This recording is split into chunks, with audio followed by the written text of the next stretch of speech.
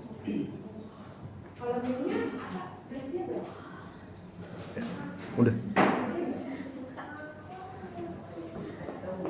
Oh, 3 ya? 3. Shalom, selamat kita berjumpa kembali di rumah Tuhan. Selamat kita mengawal bulan yang baru dengan sukacita Tuhan berikan kehidupan kita. Kita akan bangkit berdiri karena kita percaya kemenangan kita ada dalam Tuhan. Sepanjang bulan Juli kemarin Tuhan sudah menyertai kita dalam suka dan duka. Di bulan yang baru ini kita percaya ada kemenangan yang luar biasa. Kalau di bangsa Indonesia bulan ini merayakan kemenangan 81 tahun, semua karena berkat Tuhan. Kita percaya kemenangan yang Tuhan berikan bagi kita adalah Tuhan lebih dahsyat lagi. Kita percaya kemenangan Tuhan terjadi kembali. Haleluya. Haleluya Yesus.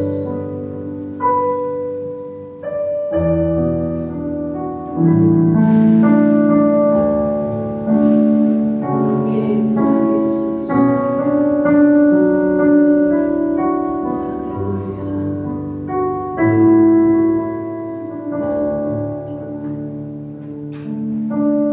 Amin Yesus.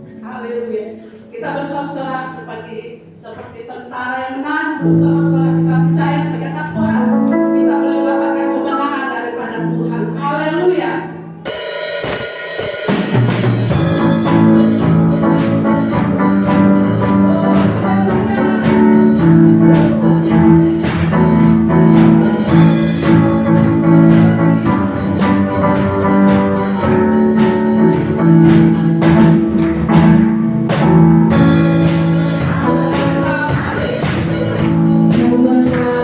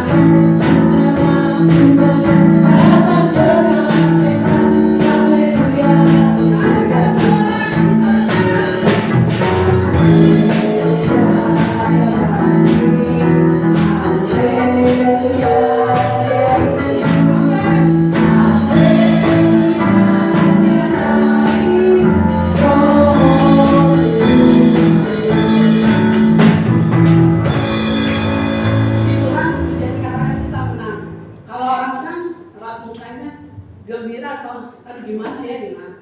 Tapi sebagai anak Tuhan kita menang melawan pergumulan yang kita hadapi. Sebab itu kita bersorak setiap malam. Sebelah kita menang Yesus yang kita sembah. Karena kita adalah umat pemenang, umat yang Tuhan berikan dari umat kita. Kita umat pemenang. Haleluya.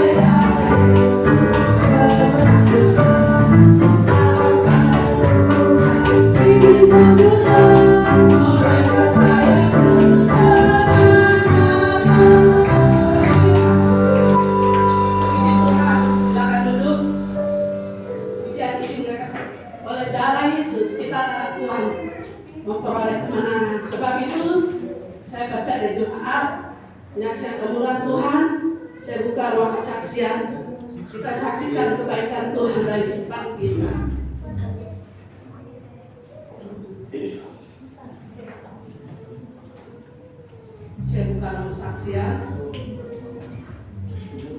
Kalau belum ada, saya baik Tuhan. Kalau pagi ini di bulan Agustus, saya percaya kita sudah menang oleh Tuhan. Karena darah Yesus sudah membebaskan kita dari pergumulan kita. Kalau saat ini saya beribadah, bertugas sendiri bersama anak saya. Tadi pagi saat dia bersiap untuk ibadah, iblis serang dia dengan lambung. Dia muntah pusing sekali kepala. Sedang kalau nggak mampu untuk berdiri, sudah Bapak Tuhan Yesus ada. Mama Tuhan Yesus kan tolong. Dia coba lagi ya, minum obat tapi sih muntah kembali. Dan dia katakan kalau nanti jam 12 bulan kita bawa ke rumah sakit. Ya saya percaya kita ada menang. Kalau anak-anak saya dua sakit, saya bilang Tuhan, tadi saya tidak mau ibadah. Saya bilang Tuhan, saya dapat tugas untuk melayani Engkau. Saya tahu iblis tidak senang anak Tuhan yang setia. Dia senang dengan berbagai masalah. Saat yang indah ini, pagi yang indah ini. Kalau saya diserang, saya percaya Tuhan ada kemenangan saya. Jangan saya ngomong, tapi saya praktekin untuk mundur. Tuhan tolong saya. Dengan tergesa saya bilang, Tuhan tolong. Saya percaya kemenangan Tuhan beri. Bantu dalam doa supaya emang tidak sempat dibawa ke rumah sakit. Darah Yesus akan pulihkan. Lambungnya Tuhan akan pulihkan. Karena kita percaya sebagai anak Tuhan, kemenangan Tuhan berikan. Saya itu dukung saya dalam doa supaya saya kuat. Sebagai seorang ibu, mungkin ada ibu merasakan kalau anak sakit. Terlebih anak saya tua, saya bilang, Yesus ada Tuhan Yesus. Tuhan tidak pernah tinggalkan, walaupun mama papa tidak Yesus, Tuhan Yesus sertai Yesus. Mama ke gereja aja, Tuhan sertai kita. Puji Tuhan, saya berdiri saat yang indah ini. Walaupun saya menangis, saya bilang, Tuhan, saya menangis sukacita karena ada Tuhan Yesus sertai saya. Biar jemaat yang merasakan berbagai masa pergumulan yang lalu, saksikan bahwa Tuhan yang kita sembah, Tuhan yang luar biasa, Allah yang tidak pernah tinggalkan kita. Manusia boleh tinggalkan kita, tapi Tuhan Yesus tetap menyertai kita. Puji nama Tuhan. Biar kita saling mendukung dalam doa-doa kita, karena kita percaya Tuhan Allah yang luar biasa. Terus yang kita lihat dari zaman ini, banyak anak Tuhan yang mulai mundur. Mereka lari dengan melihat situasi gereja yang banyak. Kita percaya bilangan kita sedikit, tapi Roh Kudus selalu menyertai kehidupan kita. Puji nama Tuhan. Biar mungkin ibu yang menyaksikan, kita boleh menyaksikan kebaikan Tuhan. Haleluya. Kita nyanyi kemenanganlah, kemenanganlah oleh darah Yesus, kemenanganlah Tuhan iblis mundur oleh berkaya kemenanganlah, kemenanganlah oleh darah Yesus,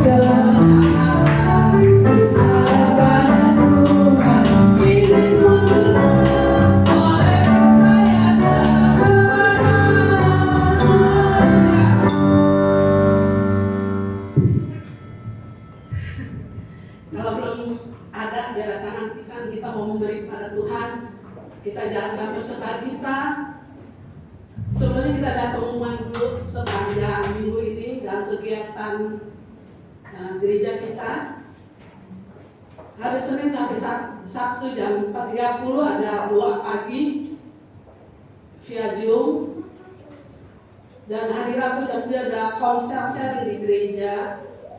Kemudian pada hari Sabtu ada ibadah pemuda remaja di gereja jam 8.30. Dan sekolah minggu pada jam 8 pagi ada di gereja, dan jam 10 pagi ada ibadah raya seperti saat yang ada ini. Puji nama Tuhan, biar kita tetap dukung dalam doa supaya kita boleh tetap melakukan apa yang menjadi kehendak Tuhan. Sebelum kita Terima kasih Tuhan memberkati buat setiap kehidupan kami. Sekarang Tuhan kami mau memberi dengan penuh sukacita Tuhan. Tuhan, Kau melihat seberapa kami memberi, kami percaya Tuhan melihat hati kami Tuhan. Dan kami percaya Tuhan membalas berkati di pekerjaan kami, di usaha kami, di mata pencaharian kami. Tuhan selalu memberkati kami. Dan Tuhan yang berkati juga setiap persembahan yang diberikan Tuhan, semua untuk memperluas kerajaan Allah, semua untuk hormat kemuliaan nama Tuhan. Dalam nama Tuhan Yesus Kristus kami akan memberi. Dalam nama Tuhan Yesus Kristus. Haleluya. Amin. Amin. Tuhan selamat memberi. Tuhan Yesus berkati. Persembahan pertama dijalankan dan persembahan kedua boleh maju ke depan. Bahwa Tuhan juga adalah gunung batu kehidupan kita. Haleluya.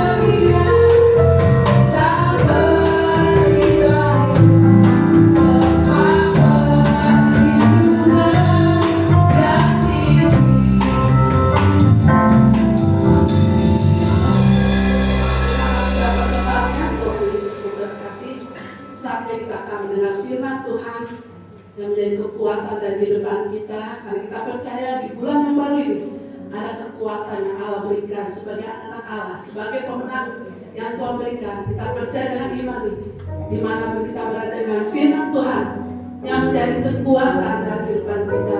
Sebab itu kita saya udah untuk pagi berdiri, kita naikkan pujian ini dengan iman bersama-sama. Kita yakin firman Tuhan adalah kekuatan kita.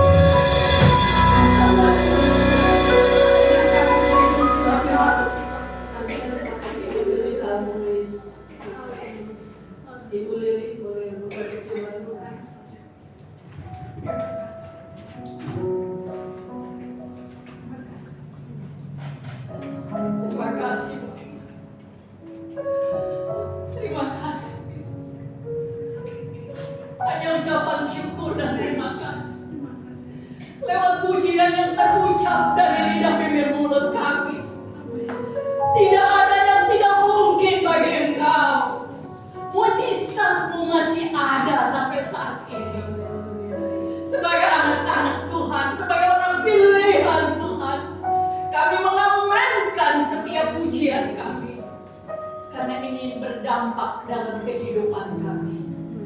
Terima kasih Tuhan.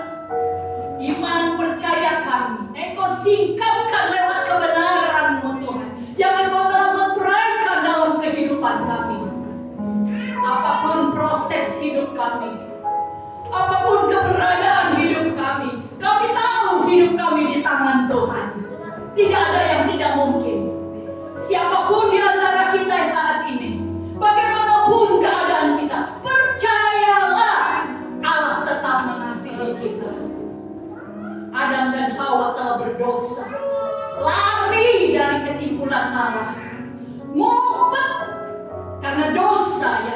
terjadi.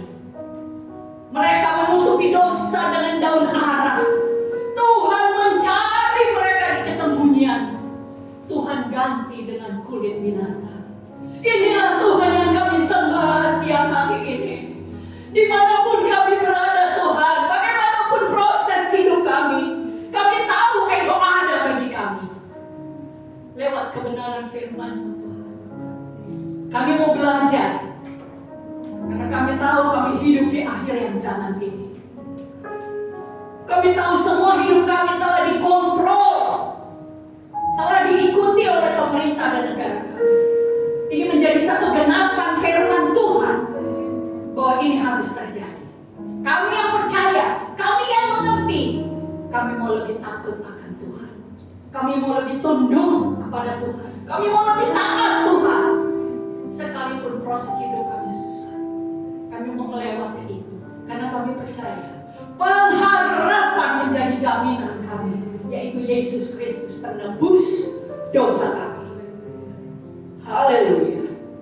Amin.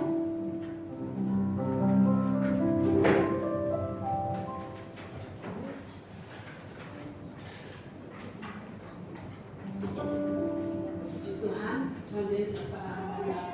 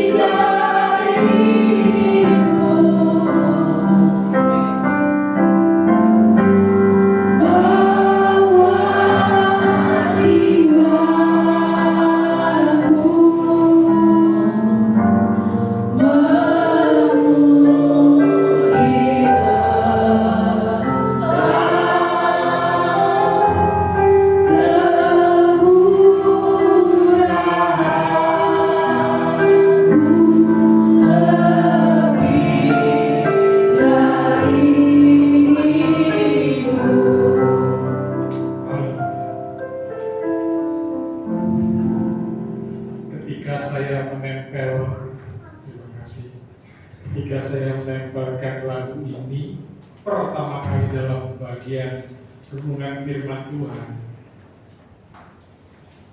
saya berpikir, Tuhan, lagunya kan nggak nyambung sama isi renungannya.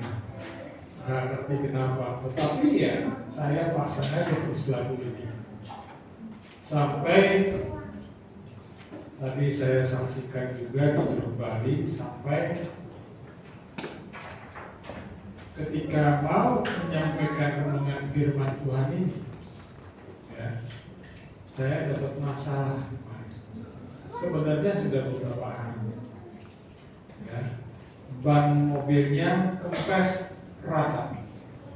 Pertama kali yang lihat istri saya, akhirnya saya pulang, nggak jadi berangkat, pakai kendaraan yang lain. Kemudian saya coba pompa, pakai pompa kaki yang bagus, kebetulan sudah punya lama, itu ban nggak mau naik juga, nggak ngerti. Akhirnya saya beli pompa elektrik, baru bisa naik, keras, tapi paginya rata lagi. Cuma si pompa elektrik tidak bisa saya cas. Akhirnya saya beli yang lain dengan strategi kalau mau ke tukang tambal ban baru saya coba. Singkat cerita, berhasil. Saya ke tukang tambal ban, saya langsung bilang, Pak, yang bocor sebelah kanan belakang. Begitu tukang tambal ban jongkok lihat ban saya, nih Pak sumbernya. Saya pikir ya udah tambalannya, enggak Pak, nggak bisa ditambal Pak. Kenapa? Ini ban Bapak bocor gara-gara pisau cutter. Jadi memanjang tuh melintang. Kemarin istri anak saya kasih lihat, memanjang melintang. cuma bisa diganti dengan cara ganti ban. Jadi begitu bicara ganti ban, kalkulator matematika saya, kalkulator keuangan saya naik. Dulu pas beli mobil itu bannya 4 juta itu. Lumayan juga ya, UMR itu 1 ban. Dan supaya seimbang harus kiri kanan. Waduh, 2 UMR. 2 gaji orang, aduh. Tapi ya nekat aja ke toko ban. Saya cuma bilang, ada ukurannya enggak? Karena ukurannya enggak lazim. Kedua, carikan ban yang murah. Walaupun saya suka lihat ada secondnya juga mahal kalau ban ring lain. Ketemu, saya tanya, berapa harganya? 1.250.000. Oke, 2 saya bilang. Ganti, kebetulan ban saya yang lain juga udah tua. Gara-gara COVID, nggak ganti-ganti ban, hemat aja karena mobil juga nggak pernah dipakai. Yang punya mobil lebih banyak pakai kereta dan pakai busway saya. Ya, 4.000 keliling Jakarta pakai busway. Nah, selesai. Nah, singkat cerita, semua dalam keadaan baik. Saya punya kebiasaan ngajak istri ke mall. Bapak Ibu pasti berpikir makan, ya, ngopi, ya. Tapi kalau saya terapi tangan saya, jalan kaki dan impact bisa mengurangi sakit frozen shoulder-nya saya. Ya, tapi kemarin itu terus terang sampai 7.000 langkah, nggak hilang nih sakitnya. Ya. Makanya kalau nggak begini, bahunya ditarik ke belakang untuk menolong saya. Dan tadi pagi nyaris saya tidak bisa melayani, baik di Jeruk Bali maupun Permata. Tapi terima kasih, ternyata kemarin Tante berdoa tadi bersaksi di mobil, karena saya bebek Tante. Tante berdoa supaya yang melayani hari ini kalau sakit sehat semua. Iya. Padahal istri saya udah sentuh. Saya bilang, saya nggak bisa tidur. Hipertensinya kumat. Nggak tahu sumbernya dari mana. Ya, obat hipertensi semalam juga udah diminum, tapi nggak semua. Tetap nggak naik, tetap nggak turun.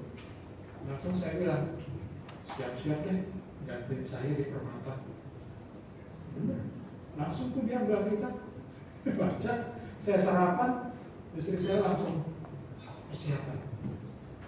Nah, tadi saya bilang tante, kalau sampai terakhir ibadah saya mengucapin jabat tangan jemaat nggak kuat, ya saya pulang saya langsung WA istri. Kamu yang bawa renungan di sini. Ternyata puji Tuhan kaki saya masih kuat, padahal skenario nya saya harus pakai kursi. Ya, saya nggak tahu. Miriam bawa kursi papa nggak? Enggak. Beriman dia. Nah, supaya saya kuat diri. Nah, itu. Jadi, kalau saya bukan soal pikiran penyakit. Saya sudah tahu yang dibawakan ini luar biasa. Ibaratnya saya mau injek kepala si iblis. Jadi si iblis itu gak senang. Ya. Masuk ibadah Jeruk Bali, saya selalu perhatikan setiap pujian. Oke. Semua lagu tentang pujian dan penyembahan kepada Yesus. Nama Yesus ditinggikan. Cocok. Karena kalau istrinya suaminya Bu Mary, saya bilang, buset, makasih ya diajarin firman Tuhan. Yang diajarin di sini, ya, itu nggak keluar di STT.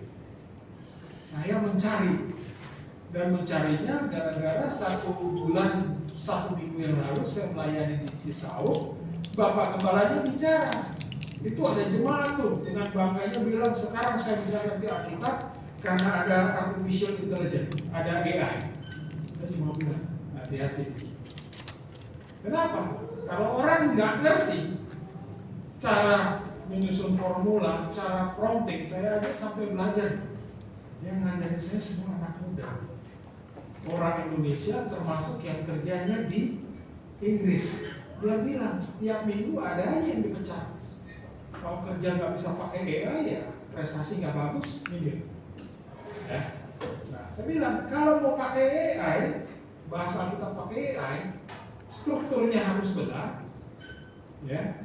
Kemudian harus tahu masuknya dari mana. Jadi selalu itu ada rumusnya, konteksnya seperti apa, role perannya gimana, cara kerjanya gimana, terus formulanya seperti apa, itu ada urutannya. Kebetulan bersaksi tadi Ibu Preti, baru saya ingat namanya, ya, anaknya dapat kuliah dari Toraja dapat kuliah di Universitas Pelita Harapan. Senang ibunya. Jarang-jarang loh dari sekolah daerah bisa dapat. Nah, saya juga dulu diundang sama Universitas Pelita Harapan untuk ngambil doktor di sana. Saya nolak, 2 kali diminta, saya nolak. Karena saya bilang, apa sih? Udah punya 1 dokter, ngapain ngambil apa sekolah lagi? Nah, jadi kalau kita belajar, saya kasih tahu rumusnya kalau saya pakai artificial intelligence. AI itu saya kasih peran. Perannya dia adalah seorang sarjana teologi yang lulus dari universitas di Jerman. Master teologinya ngambil dari Inggris. Kenapa dari Inggris? Karena kitab King James dari sana. Kemudian dia bergelar doktor teologi, ya, kerja di Israel, di Yerusalem, menjadi seorang pendeta. Si hamba Tuhan ini punya akses perpustakaan di kota suci Vatikan, karena katanya di Vatikan itu banyak buku-buku catatan tambahan yang kita sendiri nggak pernah tahu, ya. Tetapi ada di bawah Basilika Satu Petrus. Kemudian punya akses buku-buku catatan lainnya yang juga tidak ada di Alkitab kita di Yerusalem, Israel. Jadi saya paksa si AI untuk akses data. Pertama, saya karena kesaksian teman saya di Kisau, hamba Tuhan, saya nanya, 500 tahun sebelum lahirnya Tuhan Yesus Kristus ada kisah apa ya? Dia tulisin. Nah, ini saya penasaran. Oke, tambahin 600 tahun sebelum Yesus lahir ada apa ya? Dahsyat. Jadi kalau pertanyaan awal itu biasanya cuma umpan. Saya ingin tahu polanya seperti apa supaya dia tidak membohongi saya. Tetapi saya kan baca Alkitab dulu secara manual 5 kali, Bapak Ibu. Jadi kalau dia mau nipu firman Tuhan karena pernah ketangkep basah, nipu kecil-kecilan sama nipu total interpretasi Alkitab salah total. Pernah saya dapat, jadi saya udah tahu. Nah, ini kalimatnya sebegini. Nah, akhirnya, ya, saya dapat, ya. Nah, kita mulai, ya, ya. Nah, judul slide pertama ini Yehezkiel melihat kemuliaan Tuhan, ya. Dari Yehezkiel 1 ayat 1 sampai 3.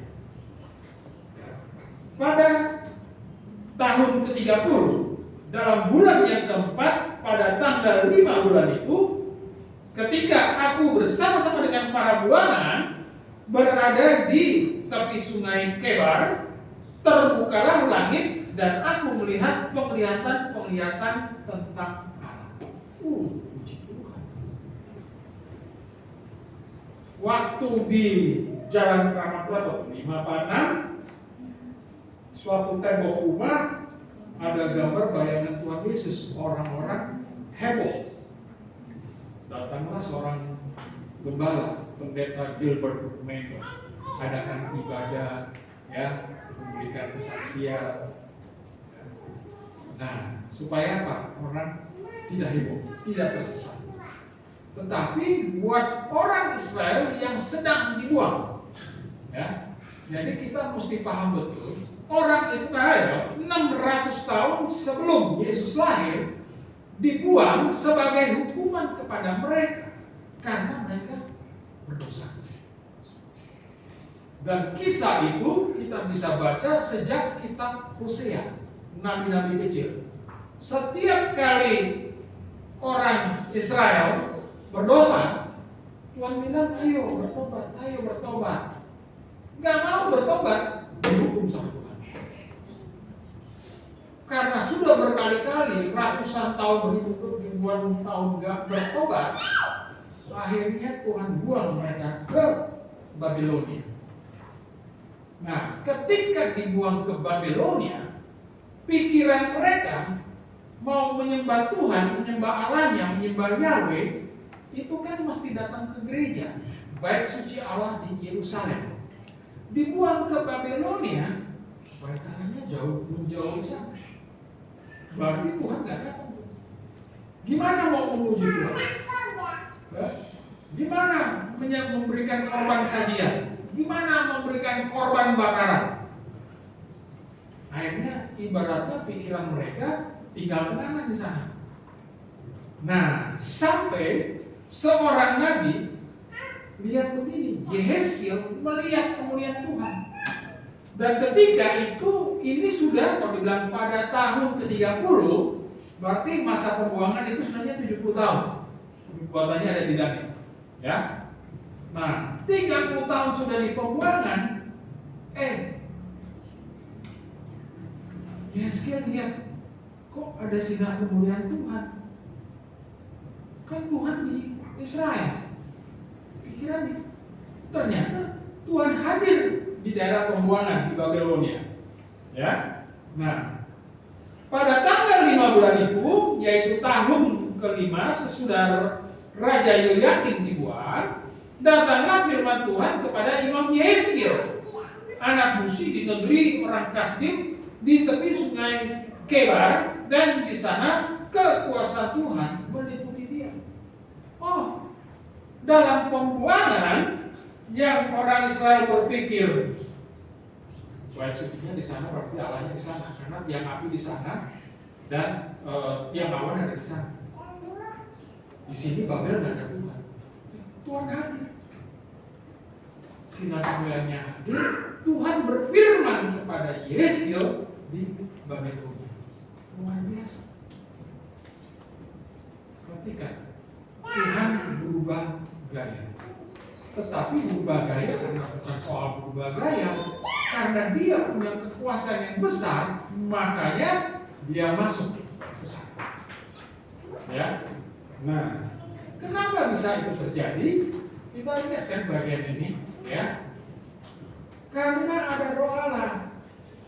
Di mana ada roh Allah, artinya ada Yahweh, Tuhan hadir.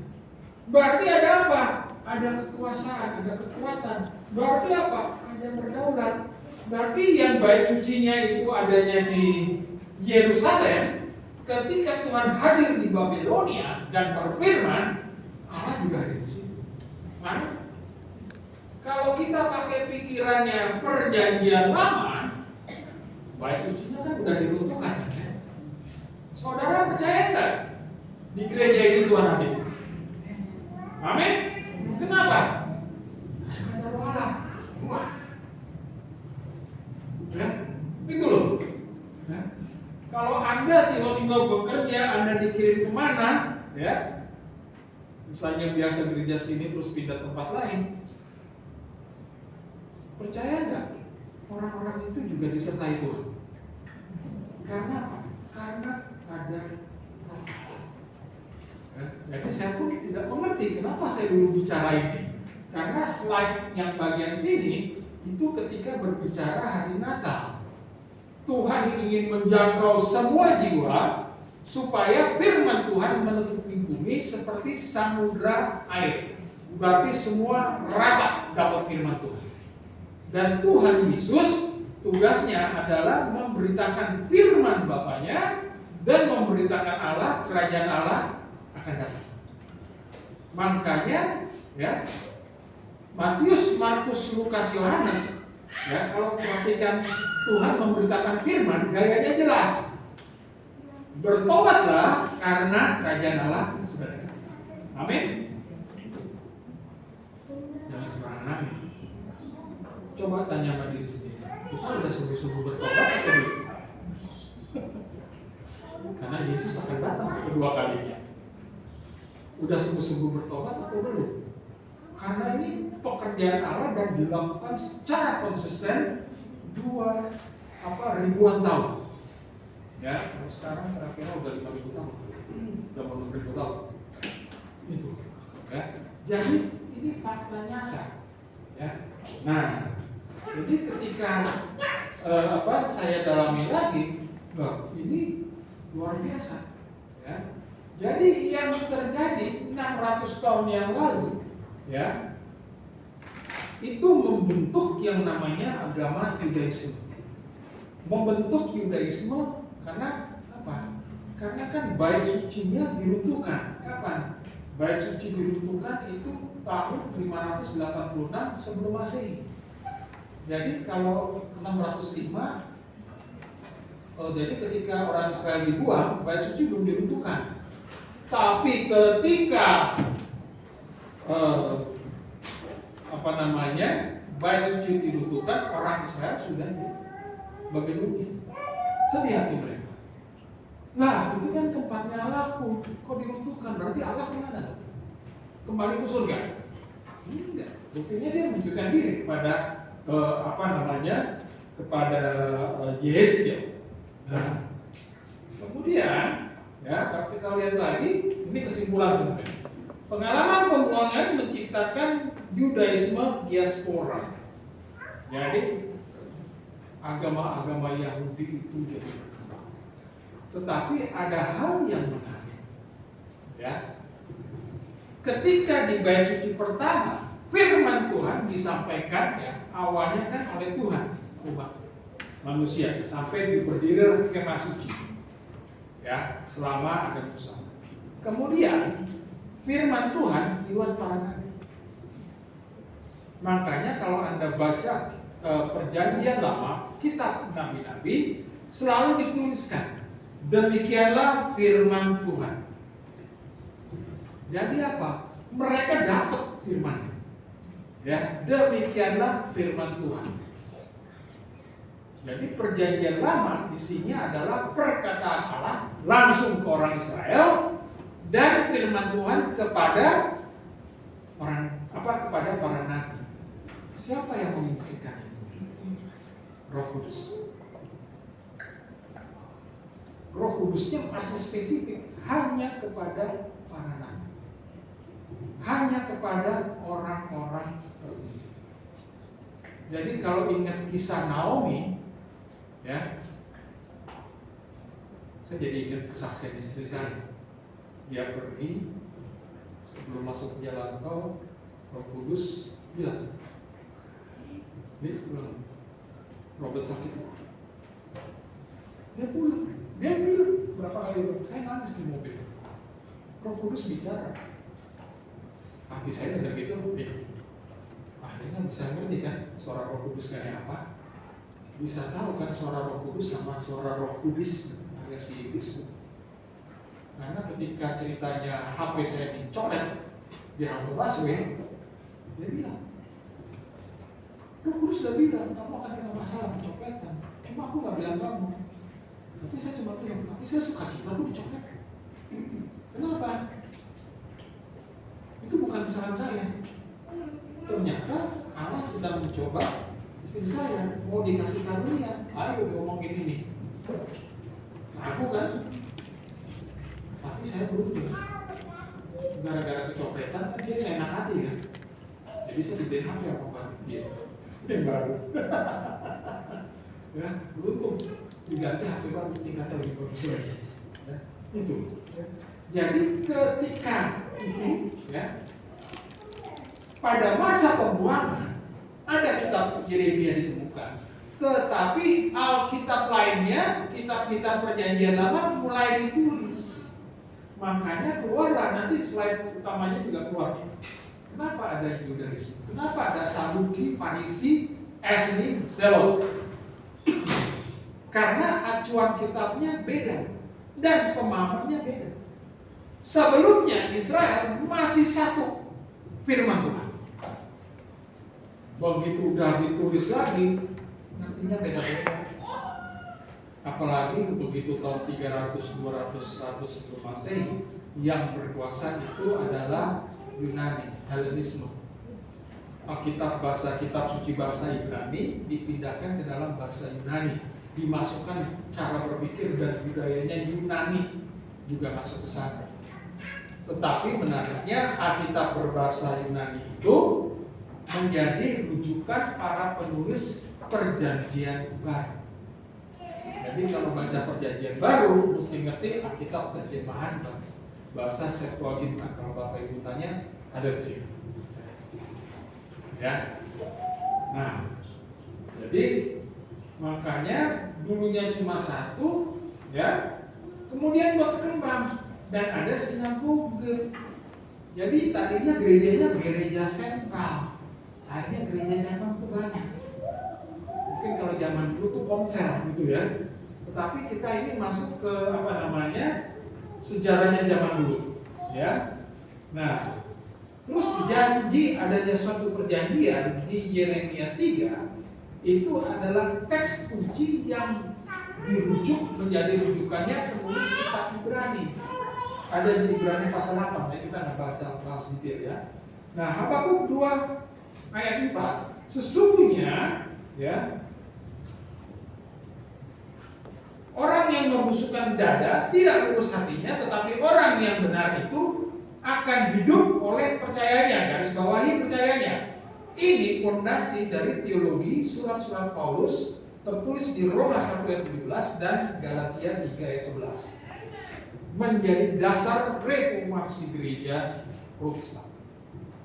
Ya, nanti kita lihat dari sini kemana-mana lagi. Ya, karena saya kupas perjanjian lama dulu, baru nanti perjanjian baru. Ya, jadi kalau kita pelajari dalam, ya, 500 tahun sebelum Yesus lahir itu akar sekte Saduki, Farisi, asli Zelot. Ya, mahasiswa STT juga mungkin nggak belajar baru sejarah ini. Ya. 600 tahunnya sebelum Yesus lahir adalah tanah liat yang dibentuk Tuhan untuk menciptakan bencana baru. Kenapa bahasanya bencana baru? Ya, umat yang akan menerima Mesias bukan hanya di Yerusalem, tetapi dari segala bangsa. Sementara kalau kita baca Alkitab, umat yang menerima Tuhan itu kuncinya setelah pencurahan Roh Kudus di Yerusalem. Tapi kalau kita kupas dalam sejarahnya, enggak. Ya, mulai dari Babilonia itu kisah awalnya. Nah, Anda jangan bingung sama satu slide ini, detail banget. Kalau mau minta ke Ibu Amel boleh, ya. Nah, jadi ketika di Babilonia, masih ingat kisah Daniel kan ya? Masuk gua singa, terus masuk dapur api diuji. Ternyata itu adalah baptisan api untuk Daniel dan teman-temannya sebelum dia dapat hikmat untuk membaca mimpi Raja Babilonia. Dan Babilonia ya diperangi oleh Media Persia, makanya akhirnya Media Persia yang berkuasa. Dan Daniel karena hikmat Tuhan, dia diangkat menjadi ketua orang bijak bersama-sama orang-orang bijak dari Media Persia. Dan orang-orang bijak ini belakangan kalau kita telusuri sejarahnya, di dalam kitab Matius mereka lah yang disebut orang-orang Majus. Ya, cuma Alkitab kita nggak menjelaskan. Adanya di tempat lain. Kalau saya kupas dalam-dalam lagi, nanti orang bertanya, kenapa ini jadi gereja Katolik? Kenapa? Karena kitab-kitabnya ada di tempat lain untuk menjelaskan. Ya, nah, jadi ketika Daniel menjadi penginjil, kepada orang-orang Majus ini, orang-orang bijak, ya, menjadi pengajar, diajarinlah kitab-kitab perjanjian lama.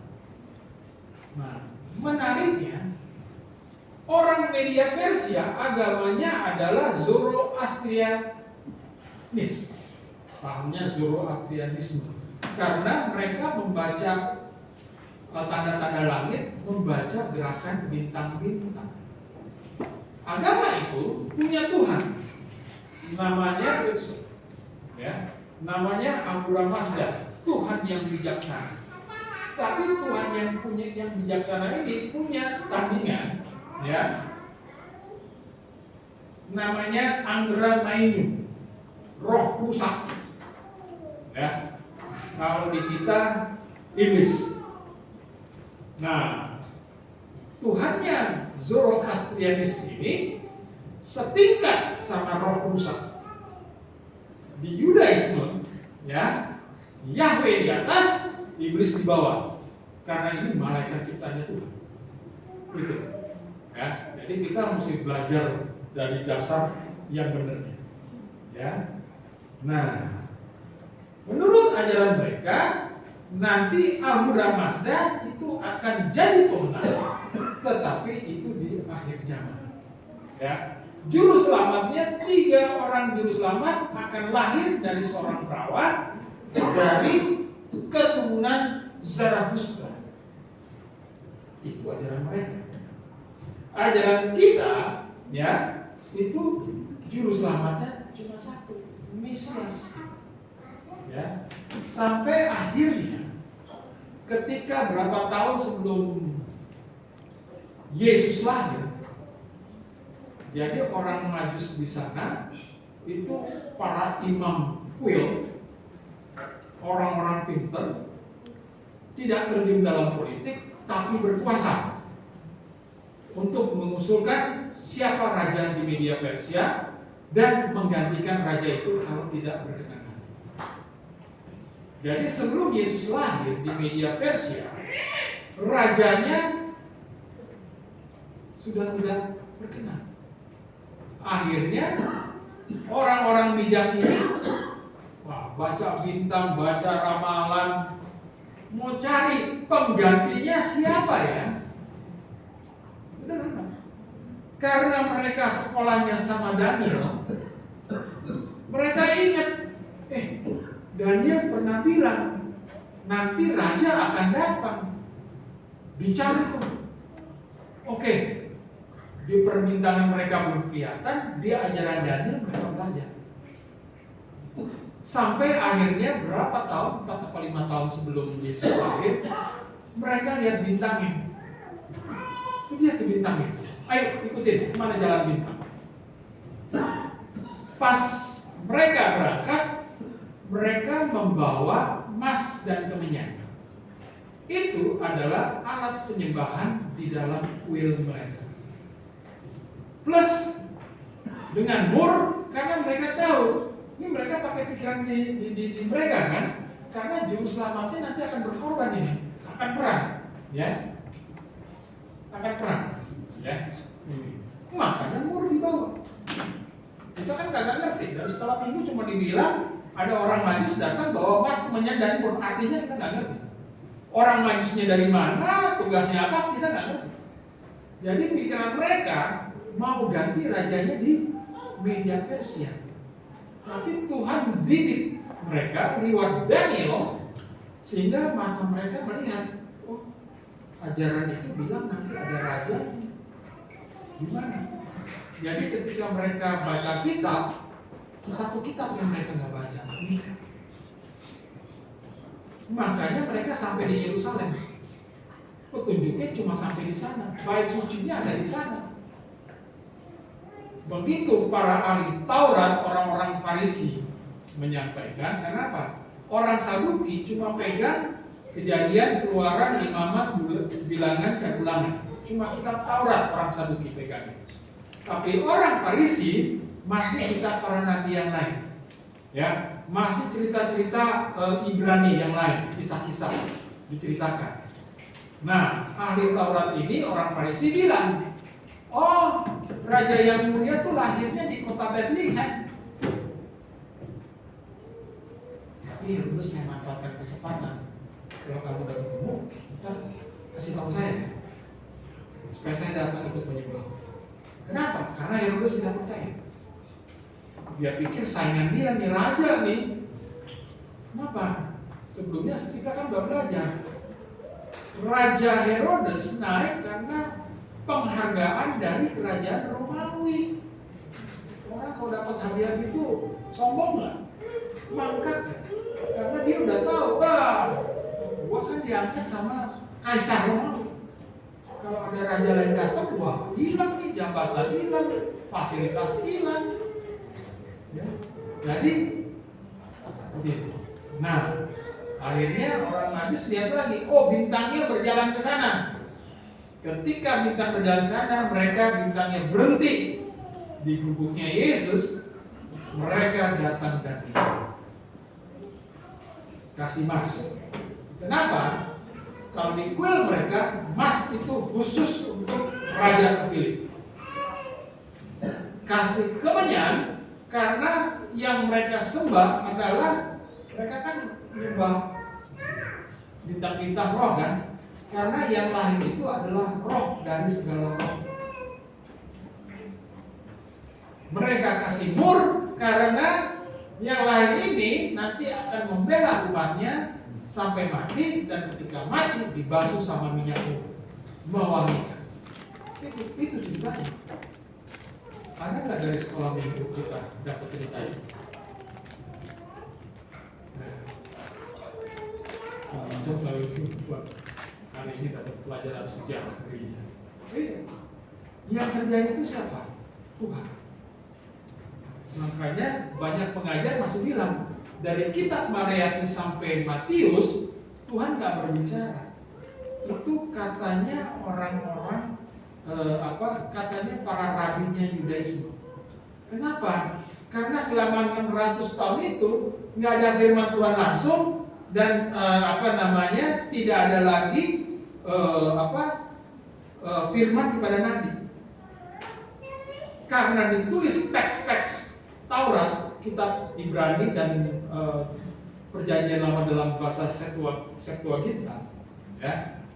Firman Tuhan yang tadinya di bait suci diucapkan pindah menjadi tulisan teks, ya. Itu firmannya jadi tulisan. Jadi kalau mau kenal Tuhan, baca Alkitab, ya. Pertanyaannya, akhirnya kita ini Tuhan lagi nunggu seberapa dalam kita baca Alkitab. Kemarin malam baca Alkitab, dari pagi bangun baca Alkitab, padahal ada Alkitab loh, ya, betul. Jadi ketika momen orang Israel dibuang ke Babel, ya, itu sebenarnya Tuhan sedang mengajarkan, jangan tunggu aku ngomong. Sekarang firmanku sudah tertulis, kamu baca atau tidak? Jadi kalau kita malas-malas nggak mau baca firman Tuhan, jebloslah sama dosa. Ya.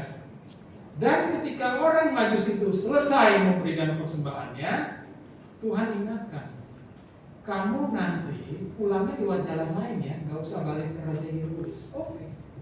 Mereka pulang menyusuri pantai Israel, terus kembali lagi ke Mesopotamia, kembali ke Media Persia. Tetapi ketika orang bijak ini kembali, mereka menginjili, ya. Dan ketika mereka menginjili, bayangin loh, tadinya kan belum jadi orang Yudaisme, cuma dengar pelajarannya dari Daniel. Ketika udah lihat Yesus, wah, percayanya berubah. Tetapi orang-orang yang tadinya bukan Yudaisme, tidak menyembah Allah, pindah. Nah, ketika mereka pindah, sampailah ketika Yesus besar, pelayanan Yesus semua orang tahu, ya. Bahkan ketika dia disalibkan, dari negeri-negeri yang lain itu tahu semuanya. Makanya kalau kita baca Kisah Para Rasul 2 ayat 9, setelah turunnya Roh Kudus, ya, suaranya berisik kan di loteng itu. Orang yang di luar loteng itu dengerin. Coba baca Kisah Para Rasul 2 ayat 9. Orang siapa aja yang ada di situ? Coba buka. Kisah Para Rasul 2 ayat 9. Ya. Nah, di situ ada orang tutup ya. Orang Partia, Media, Elam, dan penduduk Mesopotamia terus sampai Arab. Artinya apa? Artinya orang Najus pas pulang penginjilannya sampai ke orang-orang ini. Bahkan yang datang ketika pencurahan Roh Kudus, ya, Alkitab mencatat itu orang-orang saleh, termasuk ada ratu dari Mesopotamia ikut datang. Dan itulah, ya, penginjilan siapa yang lakukan? Tuhan sendiri. Roh Allah sendiri yang melakukan. Ya, jadi itu apa namanya? Ketika 600 tahun sebelum Yesus lahir, Tuhan Bapa yang Maha Kuasa, Yahweh pencipta langit dan bumi, sudah melakukan penginjilan. Caranya, firman-Nya tulis di teks. Daniel diangkat jadi ketua orang bijak. Daniel mengajarkan orang-orang bijak. Jadi orang bijak itu dapat pemuritan. Orang Najus dapat pemuritan. Lalu orang Najus dikasih firman. Raja yang benar lahir di Bethlehem. Habis tahu itu kembali.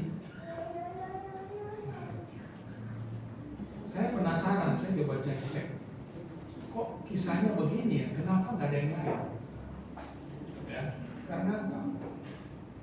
Karena 600 tahun itu ada 4 peradaban dunia. Kok Tuhan nggak? 4 peradaban itu adalah pertama Babilonia. Habis Babilonia, Media Persia. Daniel di bawah. Ya, habis Media Persia adalah Yunani. Ahli filsafatnya Plato, Socrates, Plato, dan Aristoteles. Hasil didikan mereka ada Socrates dan Plato. Ilmunya biasanya ada di pemerintahan, di perwakilan, dan demo-demo. Berdasarkan logika, adu otot, adu omongan. Tetapi Aristoteles itu adalah ilmu pengetahuan yang kita pelajari sejak SD sampai kuliahnya habis. Ya, makanya ilmu matematika itu Aristoteles, ilmu statistik, Aristoteles. Semua hukum logika datangnya dari ilmunya Aristoteles. Tuhan pakai nggak? Yang dari Yunani nggak Tuhan pakai. Dari Babilonia Tuhan pakai. Yang Tuhan pakai Media Persia. Peradaban keempat siapa? Ada Hindu, Buddha, Konghucu, dan Tao. Kenapa Tuhan tidak pakai? Padahal kalau saya telusuri sejarah, keturunannya Ketura, istri kedua dari Abraham, ya. Bukan Hagar itu unik. Istri kedua dari Abraham, keturunannya Ketura. Nah, agama Buddha kan bicara tentang terang. Konghucu banyak dewanya, demikian juga Tao. Tetapi yang Tuhan pilih ini, kenapa? Di situ ada firman Tuhan, di situ ada penginjilan. Muridnya Daniel nggak datang ke India, nggak datang ke pengikut Buddha. Kalau Konghucu tahu banyak dewanya, enggak. Dicari yang monoteisme sama ini. Artinya, ya, Tuhan mau bilang raja cuma satu, ada di Yerusalem. Terang Allah itu cuma ada di Yesus. Ya, makanya kita akan lama-lama mengerti kenapa Yesus bilang akulah terang dunia. Kalau Yesus bicara akulah terang dunia, ya, itu bahasa Yunaninya ego eimi, Yunaninya ani Yahweh, ya, artinya Bapa dan Anak satu. Jadi yang lahir di Bethlehem Yesus, tapi satu dengan Bapa. Makanya Alkitab menulisnya Esa, ya, plus Trinitas. Ya. Barang siapa mengikut aku, ia tidak akan berjalan dalam kegelapan, melainkan ia akan mempunyai terang. Jadi agama kepercayaan lain bilang terang, enggak. Yesus terang dunia, titik. Nah, kemudian apa? Sesungguhnya aku telah memurnikan engkau, namun bukan seperti perak, tetapi aku telah menguji engkau dalam dapur kesengsaraan. Jadi Nabi zaman dulu diproses, umat Israel zaman dulu diproses, kita juga diproses. Dan proses ini itu adalah yang cuma kita gak jelasin nih. Kalau kita tekuni, kita tahu itu yang namanya baptisan api. Dan yang baptis api itu Tuhan Yesus. Dan hasil prosesnya mestinya kalau setiap pemimpin ujian mengundang Bapak Ibu siapa yang mau kesaksian tentang Tuhan. Nah, ya. Kenapa? Kita dikasih ujian iman supaya iman kita bertumbuh. Sederhana aja. Dan ketika ada kesaksian kayak tadi, luar biasa. Saya juga kagum-kagum. Dari Toraja ada satu anak berkenan diterima di Universitas Pelita Harapan. Perbuatan siapa? Ketika anak saya selesai kuliah, daftar di satu perusahaan yang boleh dibilang kalau dia dipandang karena itu perusahaan termasuk dalam 4 besar dunia. Apakah dari perusahaan anak saya? Cuma doa Bapak Ibu dan anak itu sendiri, ditambah sama doa puasa dulu. Begitu dia keluar dari tempat kerja itu dapat perusahaan yang boleh dibilang terbaik, isinya para jagoan-jagoan lulusan universitas dunia. Cara Tuhan semua. Ya. Jadi Tuhan tuh bekerja ratusan ribuan tahun, ya. Tapi kita di prosesnya supaya apa? Ya. Nah, supaya kita tahu yang benar tentang keadilan menurut Tuhan itu apa, hukum itu apa, itu. Ya. Karena orang Israel dikasih 10 perintah Allah, dilanggar semua. Dikasih tata cara ibadah, dilanggar semua. Ya, itu. Nah, akhirnya kita kembali ke slide ini.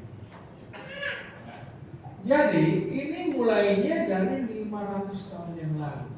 Cikal bakalnya dari 600 tahun sebelum Yesus lahir. Ditulis kitab-kitab, akhirnya ya orang Saduki pegang kitab Taurat saja. Dan mereka adalah para imam di Bait Suci. Orang Farisi, Taurat dan kitab para nabi, Syamir, ya, dan cerita-cerita yang lama. Dan orang Farisi adanya di mana? Sinagog. Jadi kan kita baca ya. Ini di Bait Suci, ini di komsel-komsel nih. Orang-orang esensi ibaratnya orang-orang Pentekosta. Ya, karena mereka melihat ke depan. Ya, jadi pas bilang kitab sucinya selalu tentang mesianik, juru selamat akan datang. Tetapi mereka tidak disenangi orang Romawi. Gulungan laut matinya hilang baru ditemukan tahun 1947. Mereka kabur atau terbunuh sama orang Romawi. Zelot adalah orang Judaisme yang dengan gagah berani melawan kerajaan Romawi. Jadi kalau dari dulu ya pengajarannya itu apa? Keadilan dan hukum, ya. Nah, begitu ke dalam dan hukum, saya kutip 4. Kenapa? Karena semua ajaran Ortodoks, Katolik, Kristen, Yudaisme sama punya ini, tapi prakteknya nggak jalan. Seluruh kepercayaan muka bumi punya tuh hukum 5 sampai 10-nya. Demikian. Jadi kita mesti tahu pikiran Tuhan. Makanya Imamat 1 pasal 7 Tuhan ajarin bagaimana cara menyembah. Ini kan hasil pertanian, ini korban bakaran, ya kan? Sapi yang terbaik, lembu terbaik, ya, domba yang terbaik, ya kan? Tapi kalau bilang wah sapinya gemuk itu bagus nih, lemaknya tebal, enggak, kasih sapi yang kurus saja. Tuhan nggak senang. Memuji Tuhan tidak dengan yang terbaik. Ya, makanya kita kalau memuji dan menyembah Tuhan juga harus yang terbaik. Dan kunci pertamanya, ya, jadi Tuhan sejak dulu udah bilang, yang penting kalau mau memuji dan menyembah Tuhan, bertobat. Kalau kemarin bikin salah, bertobat. Semenit belum sampai gereja bikin salah, bertobat. Jaga kekudusan. Nah, perantaranya memuji menyembah Tuhan, pelayan Tuhan. Makanya tadi dengan kesaksian tante, berdoa Tuhan supaya pelayan Tuhan kalau sakit sembuh. Ya, orang bingung, kamu jadi kuat berdiri? Iya, saya percaya. Ya, itu. Dan nanti kuncinya ini supaya kita bisa dikaruniai, ya. Matius 3 ayat 11 ada ayat tentang ini. Yohanes bilang, aku datang untuk membaptis engkau dengan air sebagai tanda pertobatan. Tapi dia yang kemudian datang daripadaku, melepas tali kasutnya pun aku tidak layak, dia akan membaptis engkau dengan Roh Kudus. Kenapa? Yesus itu Roh. Ya, dia satu, dia esa dengan Bapaknya. Jadi nggak bisa kita tante saya atau siapapun membaptis Roh Kudus, nggak bisa. Kalau ada baptisan Roh Kudus, karena kita berdoa minta sama Bapa, minta sama Yesus, baptiskan dia. Kalau di pemandangan Bapaknya yang punya Roh setuju, engkau dapat Roh Kudus. Kalau enggak, bertobat dulu, gitu. Tapi kalau sudah dapat Roh Kudus, siap-siap sama baptisan Nabi. Kenapa? Karena ini kan kita akan dapat karunia Roh Kudus kalau dibaptis, ya. Tanda awalnya berbahasa roh. Dan kita akan dapat karunia iman. Tapi karunia iman ini lahir kita disucikan, diproses. Mungkin pekerjaan hilang, mungkin sakit, mungkin ditimpa kemalangan. Itu baptisan Nabi. Dan saya kadang sedih. Ini Muhammad Tuhan nggak pernah ngomong baptisan Nabi. Apa karena kita tidak menjelaskannya? Kita mesti cari baca yang lain. Ya, nah saya pernah dengar dulu serius sama Tuhan, cara baptisan terdiri dari air dan roh. Saya tunggu, mana cerita tentang baptisan Nabi? Ya, belum sadar, lupa. Ya, nah karena ini secara berurut terjadi. Kalau kita punya iman, Tuhan juga kasih pengetahuan. Baca firman Tuhan, rajin gitu ya. Habis itu Tuhan kasih hikmat. Habis itu Tuhan ajarkan bagaimana membedakan roh.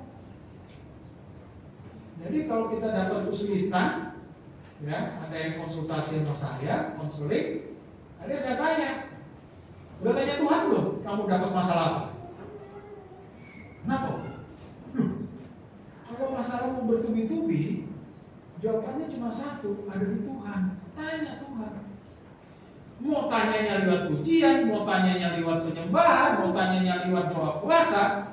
Tapi kalau tanya kesaksian orang-orang lain, rata-rata mereka sampai berdoa puasa, sampai dia doa puasa dulu, mau nyari sekolah kuliah juga doa puasa dulu. Ya. Nah, kalau ini dapat, kamu berdoa sakit sembuh. Nah, itu berdoa kan, sembuh semua pelayan. Terus bisa ada mujizat. Kita bisa mengerti bahasa roh dan ada yang dapat karunia bernubuat. Ya. Nah, kuncinya di mana? Kuncinya di sini. Karena Yesus sudah berkorban di kayu salib. Makanya dia bilang, seperti seperti nanti kita akan melakukan perjamuan kudus, ya. Kalau aku sudah pergi, ya, kalau kalian berkumpul adakan perjamuan, ya. Tiap kali berkumpul ada perjamuan. Karena tubuh saya lemah, saya nggak mengandalkan kalau tidak ada di sana, saya siapin sendiri, teman-teman. Di rumah ada stok, saya siapin, ya, untuk mengingatkan saya, ya. Jadi ini, ya. Nah, kalau kita dapat ini, ya, maka kita akan tahu tentang 4 hal ini yang ini tentang kitab Kolose. Dulu saya tampilkan ini udah pernah dilakukan tahun lalu. Ternyata Tuhan mau lebih dalam. Jadi setelah Roh Kudus dicurahkan sampai Filipi, itu ibaratnya dasar penginjilan disusun lagi, sama kayak perjanjian lama, diulang lagi. Dasar penginjilannya gimana? Jadi yang dilatih di sana itu siapa? Ya Petrus, ya Paulus, ya Yohanes. Ya, kita lihat aja siapa aja yang ada di Alkitab. Perjanjian Baru. Dan ketika Paulus ada di penjara, ya, muridnya sebenarnya yang melakukan penginjilan di Kolose. Dan surat ini ditulis dari penjara, entah penjara Romawi atau di Filipi, ya, untuk menyatakan sekali lagi ini hikmat Roh. Yang utama itu Kristus. Makanya ketika Tuhan buang orang Israel itu bukan sekedar buang, itu tangan Tuhan sendiri tuh ke dunia-dunia. Ya, jadi ada 11 orang, ya, menjadi saksi pencurahan Roh Kudus, ya, dari luar loteng, ya. Mereka asli tahu, oh ini Roh Kudus, oh rupanya seperti api waktu itu. Ya. Itu yang menginjili siapa? Tuhan sendiri. Amin. Kalau sekarang siapa? Tuhan sudah pakai rasul. Nah, Petrus kan bilang di Kisah Para Rasul 2 itu, ini kan sama dengan Yoel 2 ayat 28 sampai 30. Pada hari-hari yang terakhir, dimulai dari pencurahan Roh Kudus, ya, aku akan mencurahkan Rohku kepada para teruna, anak-anak, pemuda-pemudi, orang tua, dan kepada hamba-hambanya. Jadi kita kebagian Roh Kudus karena apa? Rencana Tuhan. Tapi proses jalannya itu sudah lama, ya. Dan kalau kita udah ngerti kenapa Kristus yang utama, Tuhan mengingatkan peringatan terhadap pengajaran sesat. Kenapa ini ada? Saya udah sempet cek. Ini zamannya pas jemaat Kolose ada 36 agama. Yang benar cuma satu kan, ajarannya Yesus Kristus. Itu Paulus berani loh menuliskan itu. Dan kalau kita taat, kita berjaga-jaga dari ajaran sesat, maka kehidupan kita berubah. Amin. Pasti kalau bagian sini orang semua mau. Karena kalau saya lihat YouTube channel, mungkin 80%, 90%, 90% khotbah tentang hidup yang lebih baik. Saya bilang celaka. Kenapa? Yesus saja selalu memperkenalkan firman Tuhan. Yesus saja selalu bilang bertobat. Yesus aja bilang kerajaan Allah sudah dekat. Artinya apa? Kita mesti kenal Tuhan. Berarti kita mesti kenal di sini kan? Tetapi selama ini kalau kita kupas Alkitab, pengajaran sesat pun sudah masuk ke gereja. Dapat ini? Enggak. Jadi kita harus lebih bersungguh-sungguh. Dan ada misteri yang disimpan.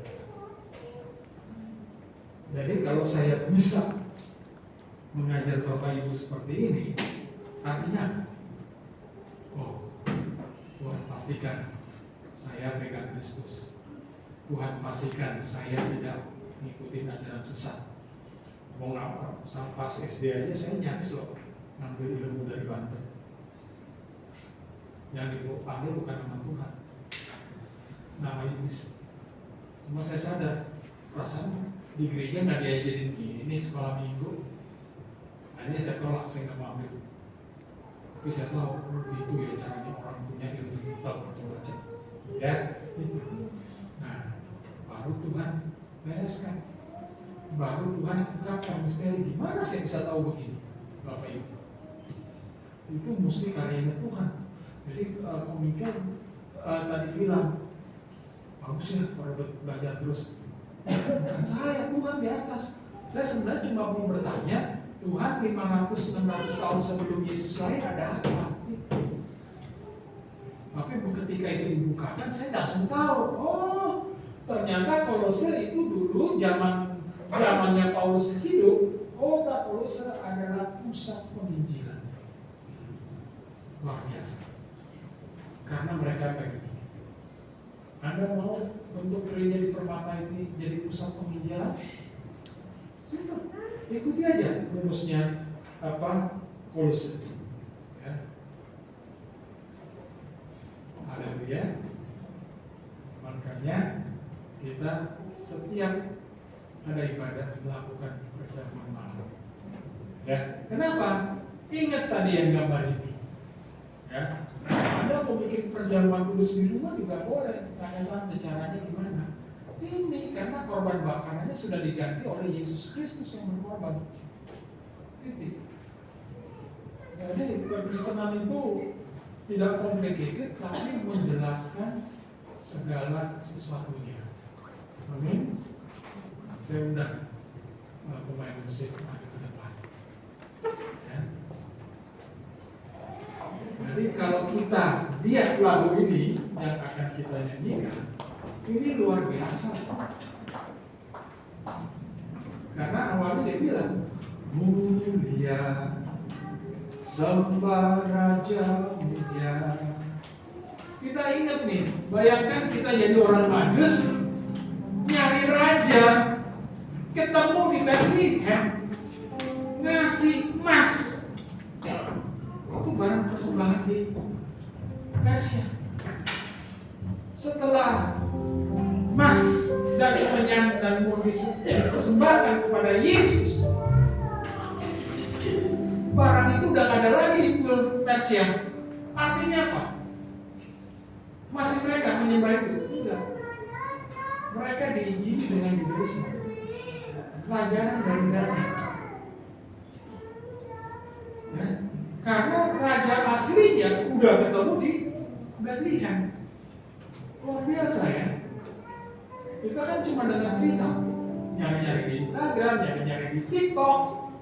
Mungkin kita nggak sadar, ya. Bagi Yesus, puji hormat dan kuasa. Penginjilan ini mulai dengan orang Israel di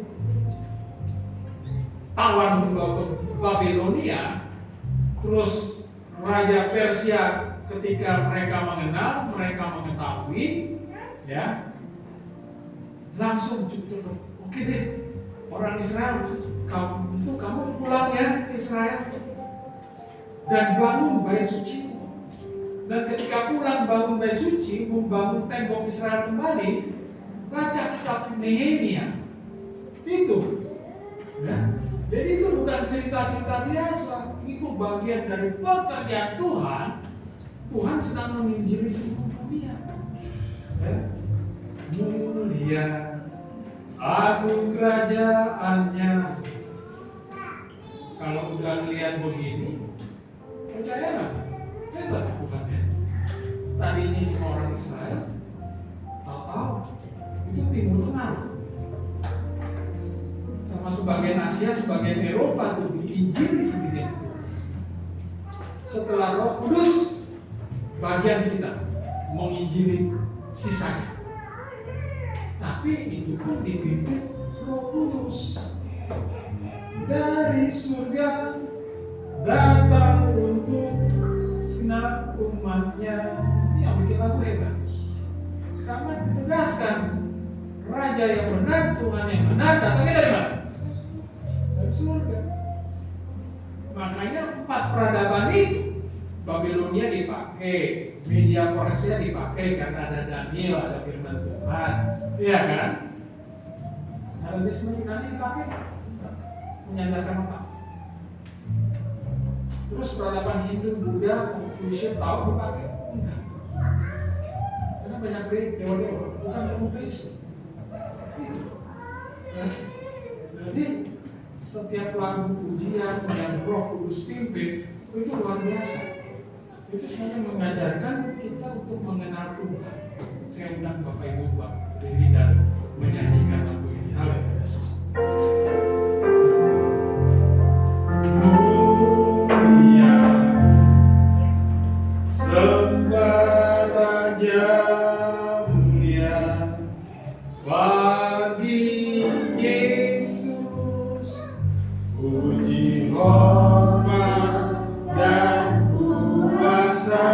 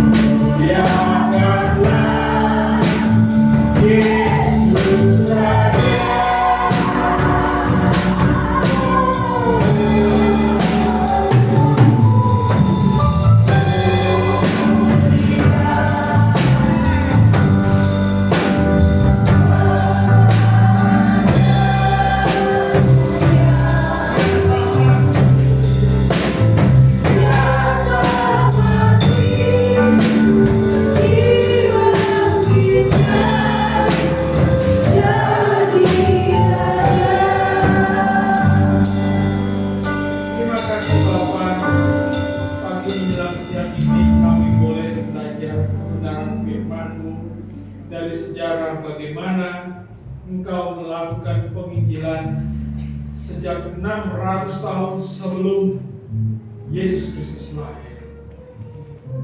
Pembuangan orang Israel ke Babilonia adalah cara alat untuk masuk ke bangsa-bangsa, masuk ke Media Persia, masuk ke Parsia, masuk ke Elam, masuk ke Mesopotamia. Dan terima kasih kau mengaruniakan Daniel sebagai ketua orang bijak, sehingga orang-orang bijak di Media Persia belajar kebenaran firman dan menjadi percaya penuh ketika mereka tiba di Bethlehem, mereka tiba di kota di mana Yesus lahir. Terima kasih. Terima kasih kami boleh belajar dan kami boleh tahu bahwa setelah menyaksikan kelahiran Yesus, orang-orang Majus menjadi penginjil, memberikan kesaksian bahwa raja telah lahir. Sehingga media Persia tidak perlu mencari raja lagi, karena raja telah lahir. Namun demikian, banyak umatmu masih mencari raja, masih mencari roh-roh, masih mencari jiwa-jiwa. Oleh karena itu kami berdoa Tuhan kepada umatmu ini, ikat segala kuasa kegelapan dengan nama Tuhan Yesus Kristus, dan basuh mereka dengan darah Yesus Kristus, supaya mereka memuji dan menyembah Raja yang benar, Tuhan Yesus Kristus. Terima kasih. Engkau memberkati gereja ini, Engkau memberkati ibu gembala, keluarganya, setiap pekerja, setiap pelayan. Tambahkan hikmat, tambahkan iman, tambahkan firman, supaya tiap-tiap hari sukacita dan damai sejahtera itu boleh ada di tempat ini. Bahkan bangsa dan negara ini, pemerintah kota ini juga Engkau lindungi. Terima kasih. Kami akan masuk ke dalam perjamuan kudus. Tuhan pimpin, Tuhan sertai, supaya kami boleh menerima perjamuan dengan sukacita. Dalam nama Tuhan Yesus Kristus, yang percaya sama-sama katakan amin. Amin. Kita masuk ke dalam perjamuan kudus. Ini adalah mengganti korban bakaran yang Tuhan canangkan ketika kepada orang Israel. Ya, ambil rotimu dan angkat tinggi-tinggi dan dengarkan firman Tuhan. Sebab apa yang kuteruskan kepadamu telah aku terima dari Tuhan, yaitu bahwa Tuhan Yesus pada waktu malam, waktu ia diserahkan, mengambil roti, dan sesudah itu ia mengucap syukur atasnya. Ia memecah-mecahkannya dan berkata, inilah tubuhku yang diserahkan bagi kamu, perbuatlah ini menjadi peringatan akan aku. Apakah saudara percaya bahwa firman Allah yang hidup telah menjadi manusia dan dilambangkan dengan roti ini? Roti ini adalah Tuhan Yesus yang sudah disalibkan karena dosa-dosa kita. Dia mati, dikuduskan, bangkit, dan naik ke kerajaan surga. Saudara percaya? Amin. Haleluya. Makanlah dalam nama Tuhan Yesus Kristus. Haleluya.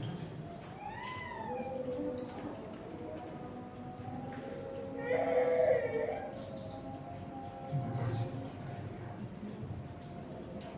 Kita persiapkan anggur di tangan kanan kita.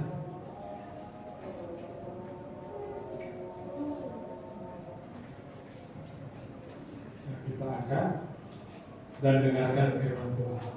Demikian juga ia mengambil cawan sesudah makan, lalu berkata, cawan ini adalah perjanjian baru yang dimeteraikan oleh darahku. Perbuatlah ini setiap kali kamu meminumnya menjadi peringatan akan aku. Apakah saudara percaya? Anggur lambang darah Kristus yang dicurahkan kayu salib itu adalah darah Yesus yang menebus dosa-dosa kita dan memperdamaikan kita dengan Bapa di surga. Saudara percaya? Amin. Haleluya. Minumlah dalam nama Tuhan Yesus Kristus.